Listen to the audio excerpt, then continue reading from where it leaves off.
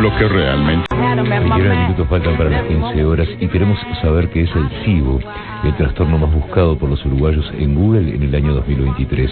Lo hablamos con el doctor Rodrigo Dorelo, gastroenterólogo y endoscopista del Hospital Maciel. Bienvenido, doctor, y gracias por atendernos. Muchas gracias, es un gusto. Una consulta previa. ¿Le llamó la ahora vamos a ver qué es el SIBO. ¿Le llamó la atención que fuera la palabra más buscada en Uruguay, el SIBO? Sí, la verdad que llama la atención últimamente, en los últimos meses se ha puesto como de moda, digamos, culpa también de, bueno, salió mucho en las redes, influencers, mucha gente hablando del SIBO, y bueno, por ser una patología que ya se conoce a bastante tiempo, llama un poquito la atención, sí, que ahora hay como un boom, el que recién en los últimos meses sea uno de los sitios más buscados en Google, sí. ¿Qué es el SIBO, doctor? El SIBO es una sigla en inglés que quiere decir sobrecrecimiento bacteriano e intestino delgado. O sea, las bacterias en el intestino se concentran más que nada en el colon, y cuando hay un aumento excesivo de las bacterias en el intestino delgado, causa eso que se llama SIBO, ¿no? Ese sobrecrecimiento de bacterias en el intestino delgado. El hecho de que existan bacterias en nuestros órganos es algo natural en el funcionamiento de nuestra anatomía. Esto sería excepcional. Claro, es algo normal, muchas veces es beneficioso, pero como le explicaba, o sea, la microbiota tiene muchos beneficios, ¿no? O sea, las bacterias nos ayudan a digerir ciertos alimentos, también producen algunas vitaminas que nosotros no producimos, pero cuando hay un aumento excesivo de estas bacterias en lugares que no tienen que estar, pueden causar una serie de trastornos que lo que lleva a los pacientes muchas veces a consultar, ¿no? ¿A qué tenemos que estar atentos, doctor? Bueno, los síntomas más frecuentes del SIBO son el dolor, la distensión abdominal, cambios en el tránsito, los pacientes pueden tener diarrea, pueden tener constipación, y en casos más graves pueden llegar hasta tener una mala absorción de nutrientes a nivel intestinal. ¿Qué es lo que provoca esta situación?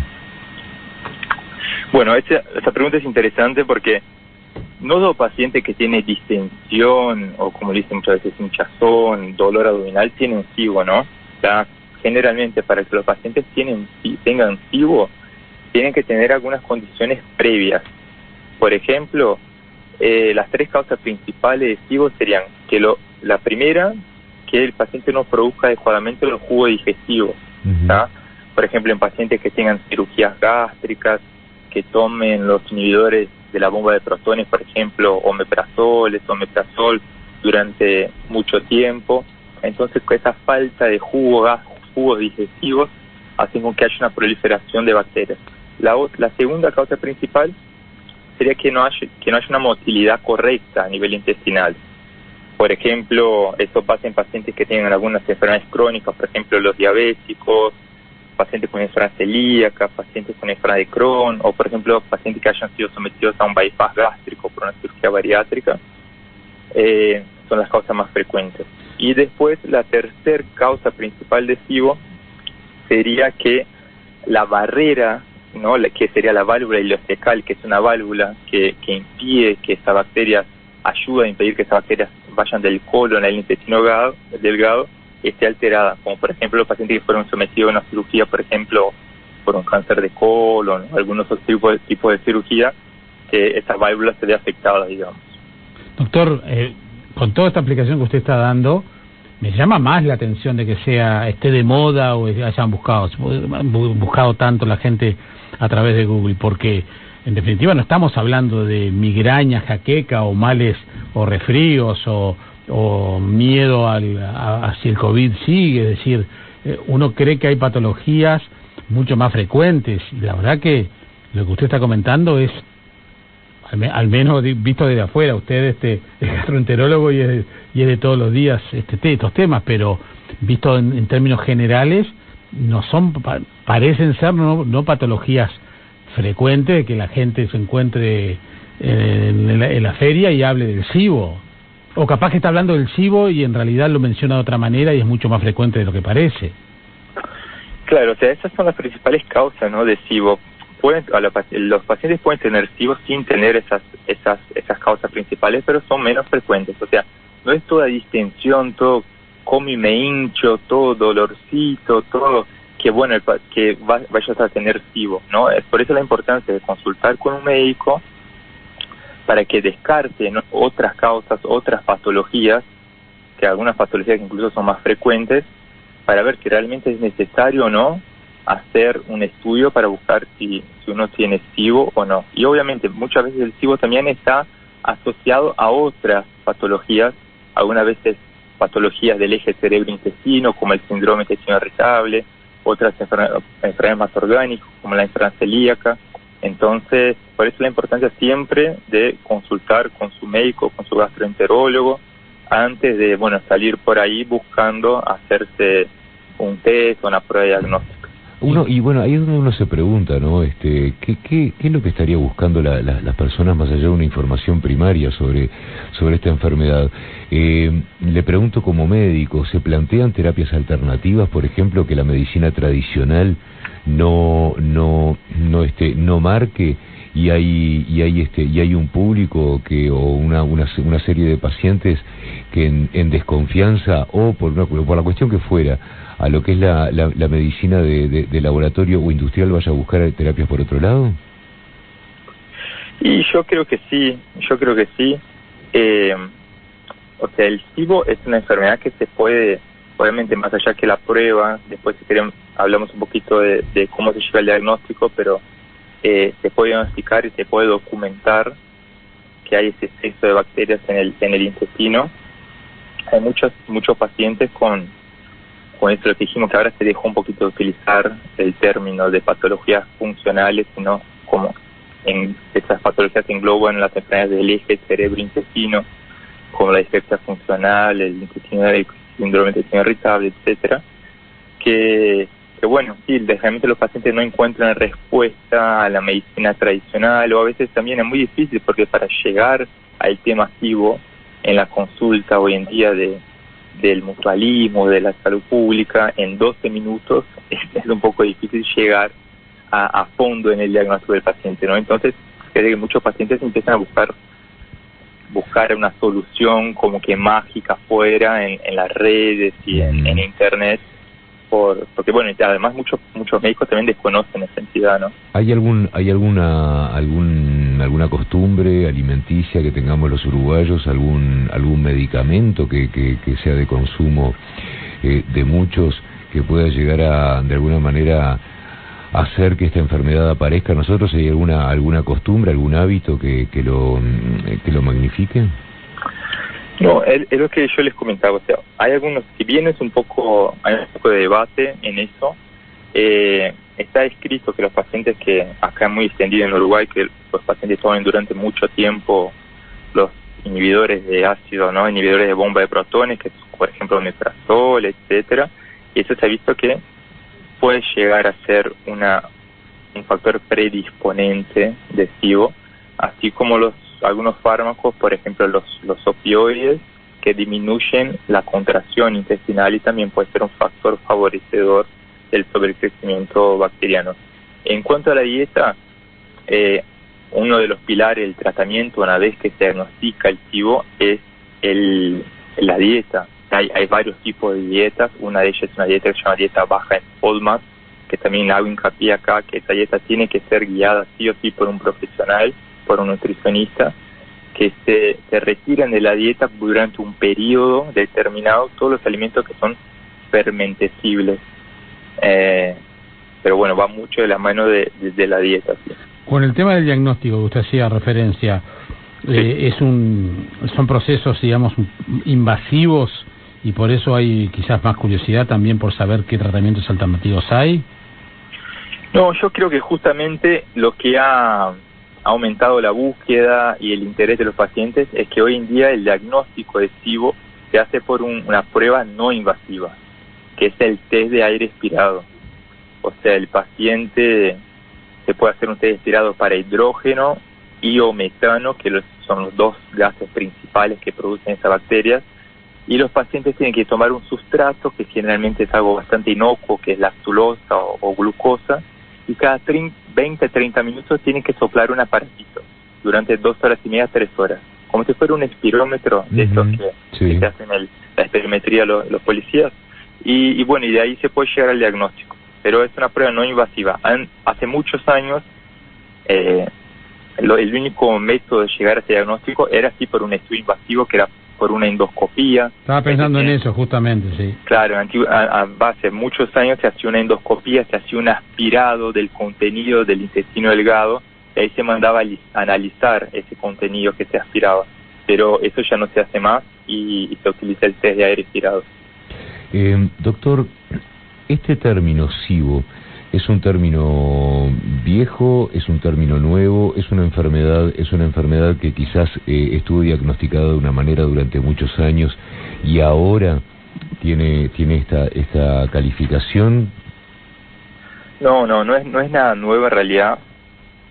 Sí ha aumentado su interés, como veníamos hablando en los últimos meses, últimos años, pero ya se conoce el SIBO de hace mucho tiempo, pero claro, como el diagnóstico ahora es mucho más sencillo, se ha popularizado, y como yo les comentaba que las bacterias pueden ser producidoras de hidrógeno y de metano, también hay otra sigla que se está utilizando mucho ahora, que es el IMO, que son las personas que producen metano, porque como se vio que estas bacterias, estos microorganismos que producen metano son de la familia de las arqueas, no son propiamente bacterias, se estaba dejando de englobar todo en SIBO, entonces sería SIMO y IMO, pero bueno, son adjetivos que no cambia mucho la realidad.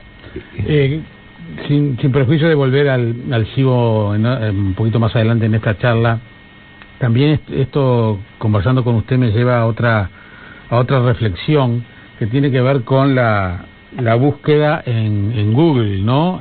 La otra vez leí una nota donde un hospital en europeo, no me acuerdo cuál era, ponía carteles en la sala de espera de los consultorios, tratando de asumiendo que la gente hacía las segundas consultas, o a veces las primeras, iban a través de Google. Entonces el propio hospital le daba páginas de consulta directas para que justamente tratar de minimizar el margen de error, sabiendo que es una competencia que hoy los médicos tienen, que la gente fácilmente busca, pone el nombre SIBO y le aparecen 500.000 páginas, bueno, poder discernir en la calidad de la información. Entonces, ¿cómo ve usted esto de la búsqueda a través de los buscadores de información? ¿Lo ven como un aliado? ¿Lo ven como un problema?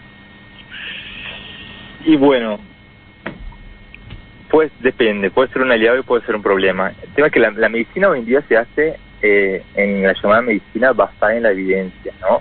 En evidencia científica, en artículos que son publicados en base de datos científicas, que tienen un criterio riguroso de revisión y un criterio riguroso también de cómo se debe hacer ese trabajo, esa revisión, ese estudio clínico.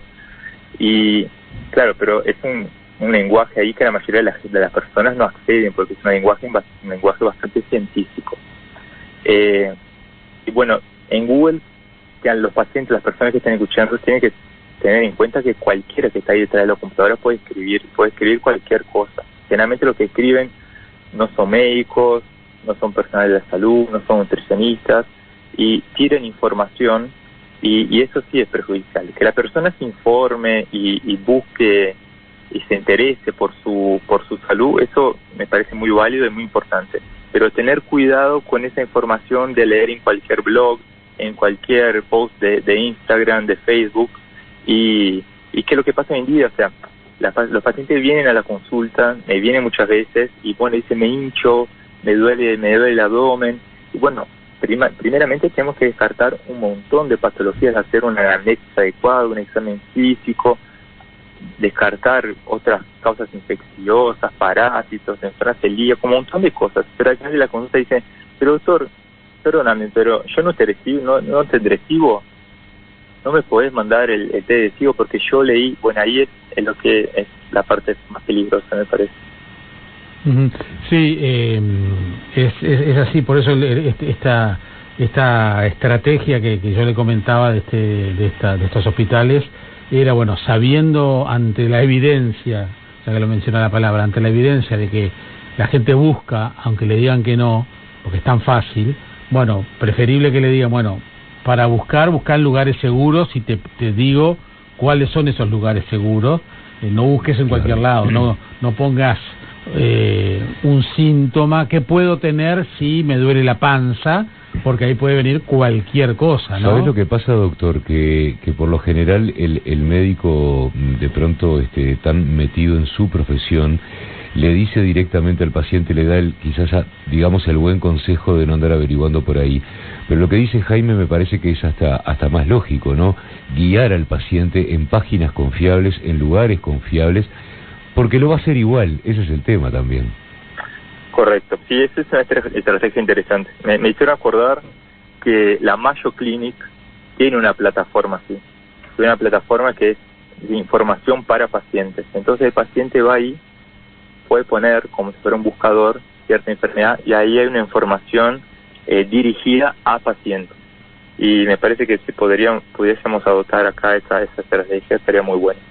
Bien. Doctor Rodrigo Dorelo, gastroenterólogo. ¿Qué porcentaje de la población padece en Uruguay SIBO? Hay información acá hoy no tenemos, toda información es de Uruguay, no tenemos a ciencia exacta cuál es el porcentaje, porque eso tenemos que hacer un estudio epidemiológico, y además los test para SIBO son muy variables, o sea, algunos, lo que decían, miden hidrógeno, algunos miden hidrógeno y metano.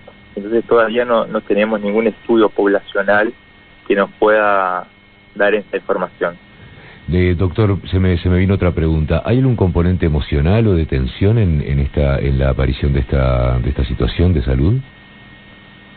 Sí, o sea, hay varios estudios que relacionan que los pacientes que tienen una alteración a nivel emocional, psicológico, tienen alteración tanto de la sensibilidad visceral a nivel del intestinal como de la motilidad intestinal. De ahí lo que hablábamos del cambio de nomenclatura y empezar a hablar de los trastornos del eje cerebro-intestino, ¿no? Bien. El SIBO no entra ahí, pero está muchas veces asociado con esas enfermedades del eje cerebro-intestino por estos cambios que hablamos. Muy bien, doctor Rodrigo Dorelo, gastroenterólogo y endoscopista del Hospital Maciel, muchas gracias por este contacto. Bueno, yo que agradezco. Que pase bien. Jaime, nos vamos a la pausa y seguimos adelante con Viva la Tarde.